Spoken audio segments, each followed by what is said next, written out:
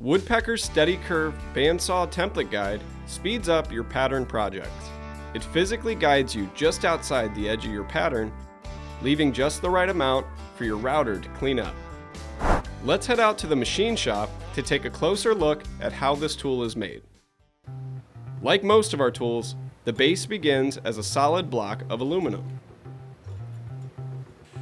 The machining process begins by surfacing the part down to the correct thickness.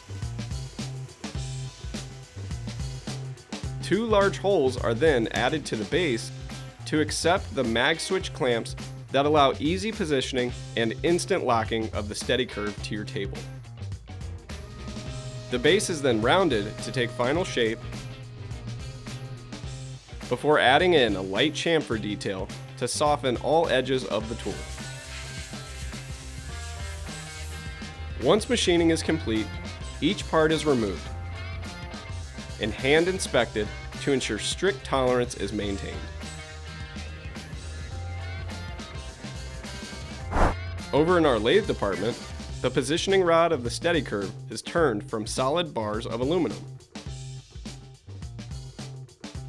After machining is complete, both the positioning rod and base are sent through a vibrating tumbler for 30 minutes to provide a smooth, even finish.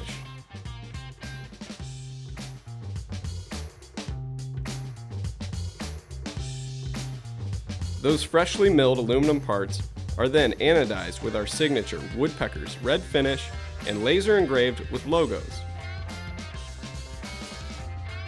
The SteadyCurve is wrapping up in production and will be shipping very soon. Stay tuned for more production updates to see what tool we're working on next.